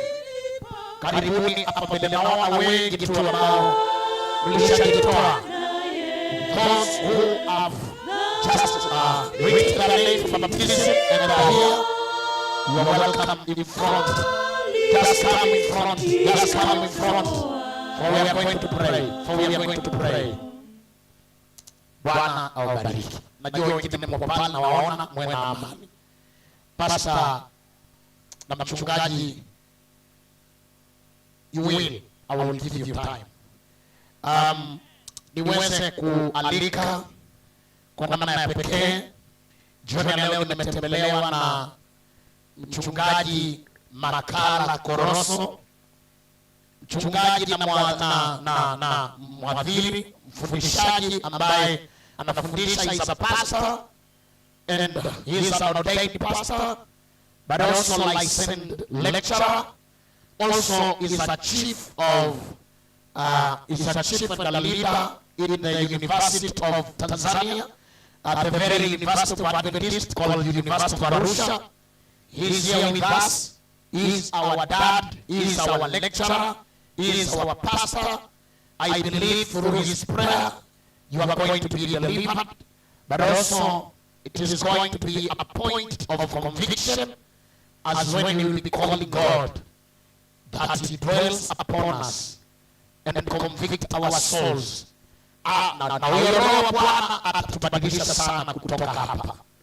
Mwalimu huyu namfahamu, amekuja kuwa shuhuda wa mikutano hii, amekuja kutubariki pia, japokuwa kwa siku moja, ila kama ametoka Tanzania mpaka hapa, kuna neema ya Bwana. Haleluya.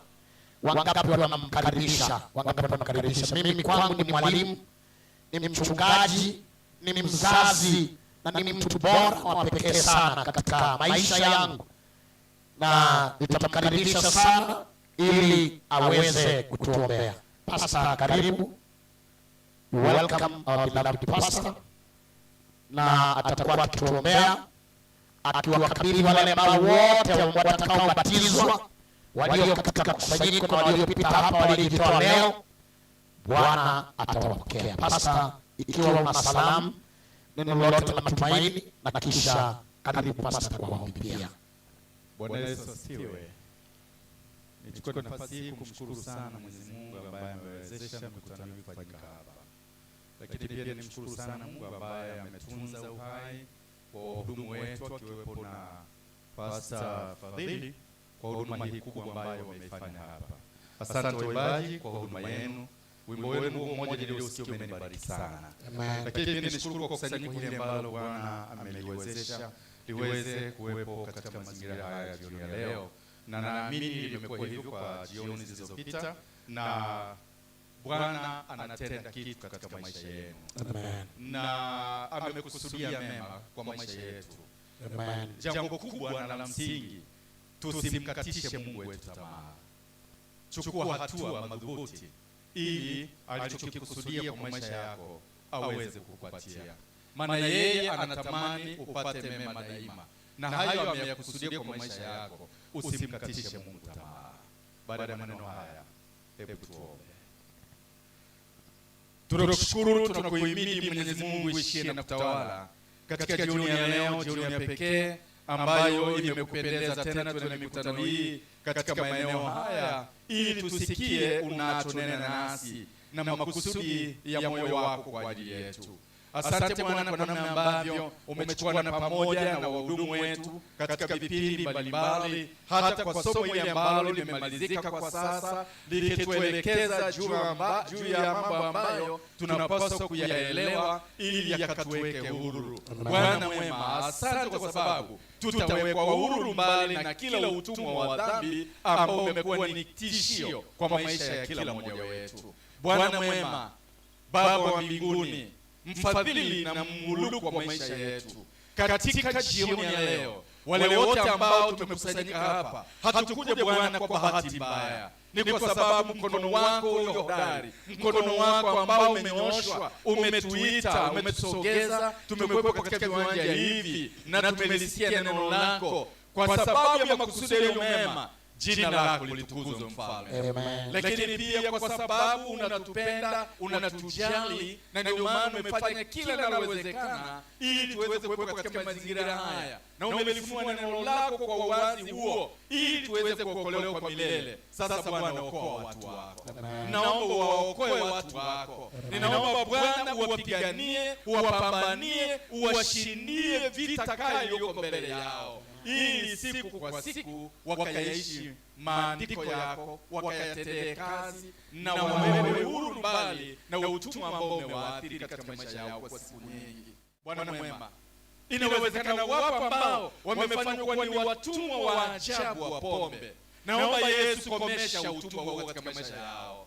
Inawezekana wako hapa watu ambao wamefanywa kuwa ni watumwa wa sigareti. Ninakusalme, ninaomba komesha utumwa huo katika maisha yao. Jioni ya leo kaifanye jioni ya kufunguliwa kwa watu wako. Inawezekana miongoni mwa hawa wapo ambao wamefanywa kuwa watumwa wa madawa mbalimbali ya kulevya. Kristo, asante maana upo kwa ajili ya uponyaji. Ponya mioyo yao, ponya roho zao, ponya miili yao ambayo imekuwa ni waraibu, wamekuwa victim wa matatizo na changamoto za madawa ya kulevya. Waponye jioni ya leo, maana upo kwa ajili ya kuponya. Kristo, jifunue kwa wanaokutana nao katika maisha haya, ukiwabadilisha, ukiwatengeneza ili wafae ukuwa watu bora katika jamii, wawe bora katika taifa hili kubwa, wawe bora katika ufalme wako utakapokuja. Neema yako itoshe, baraka zako ziwe pamoja nao. Hatuachi kuwaombea wahudumu, uwabariki sana kwa kazi waliofanya. Hatuachi kuwaombea waliojitoa, waliobatizwa na watakaoendelea kujiandaa kwa ubatizo na ukuja, wote kwa pamoja Mfalme, kuwa pamoja nao, uwasaidie, uwainue, uwapiganie, uwapambanie, uwashindie vita hii kali iliyoko mbele yao. Hawa waliotoka mbele wametoka maana wamekuamini, na wanataka badiliko katika maisha yao. Lilifanye kuanzia sasa. Na ikiwa wapo ambao wanapitia wakati mgumu katika maisha yao ya kimwili, ni wagonjwa, wanapambana na matatizo ya magonjwa, naomba leo kukutana nao Bwana, ikawa ni mwisho wa kuomboleza kwao kwa tatizo lao la kiafya. Ikiwa wako hapa ambao wanasumbuka na uchumi, Baba mwema, fungua malango yako ya baraka. Jioni ya leo ifanye jioni ya kufunguliwa kwa watu wako kiuchumi, ili wapate kipato katika maisha yao, wakalitukuze jina lako. Inawezekana wakawepo watu ambao wanakuhitaji sana katika maisha yao ya kielimu, wafunguliwe katika mambo ya education. Na tafadhali Mungu, fungua malango ya baraka zako za kielimu, wasome, waelewe, walioko mashuleni, wafaulu mitihani yao, uandae kwa ajili ya maisha yao yajayo. Wema wako na fadhili zako zatosha kwa kila hali, na watendee makuu kuliko hata tuliyoomba. Ndivyo tunavyoomba kwa kuamini ya kwamba umesikia na utatenda, kwani tumeomba na kuamini katika jina la Yesu Kristo, aliye Bwana na Mwokozi wa maisha yetu, na kila mmoja na aseme amen. Amen. Bwana na wabariki. Amen. Tukiwa tumesimama hapa, Mchungaji Makala Koroso huenda pia atasema kwamba kesho anaondoka, ila kama mnavyoona safari yake ilikuwa mbali kutoka Tanzania akawa Mwea, lakini leo amekuja ndio ameshuka kwenye gari, akasema sifanyi badiliko lolote na kuja ili nisipitwe na neno. Jamani, Bwana asifiwe. Wangapi wanasema Bwana ambarikia anapoenda Tanzania? Jamani, Bwana asifiwe. Ya ombi lake na jua limefanya nafasi katika maisha yako. Bwana atubariki. Pastor, maybe if you have a word of courage, na kama unataka kutuaga pia karibu, maana punde tutaanza kipindi kingine tena. Niwatakie baraka za Bwana katika maisha yenu. Na ni kweli kwamba jana ndio nimesafiri kutoka Tanzania na nilifikia hapo Mwea. Kuna baadhi ya wanafunzi ambao nilipaswa kuonana nao, na nikamaliza hilo zoezi leo mchana, nikaelekea huku ili kukamilisha kilichonileta. Kusudi la Mungu acha litimizwe katika maisha yenu. Amen. Ana makusudi mema na maisha yako. Amen. Ana makusudi mema na maisha yako. Amen. Kubali kusudi la Mungu litimie katika maisha yako. Amen. Mungu awabariki sana. Amen. Baada ya kusema hayo, ikiwa hujaandika jina lako kwa ubatizo mkubwa ambao tunaenda kufanya Sabato, itakuwa ni ubatizo mkubwa wa ajabu. Waone Pastor Upani mahali ulipo, mchungaji wangu mwema, labda upunge mkono, yuko kule nyuma. Elders wote tupunge mkono namna hii. Wale wanaopunga mkono ndio mtakao waona ili wawasaidie kwa ajili ya kuandikwa kwa ubatizo. Bado tunaendelea kuwakaribisha hawa waliojitoa jioni ya leo. Pastor Nzuki, naomba uende nao pale ukaombe pamoja nao. Sisters and brothers who have just volunteered for baptism, hakikisha umeandikwa jina na mwende pale kwa ajili ya maombi. Bwana awabariki. Tutulie kwa vipindi vinavyoendelea. Bwana awabariki.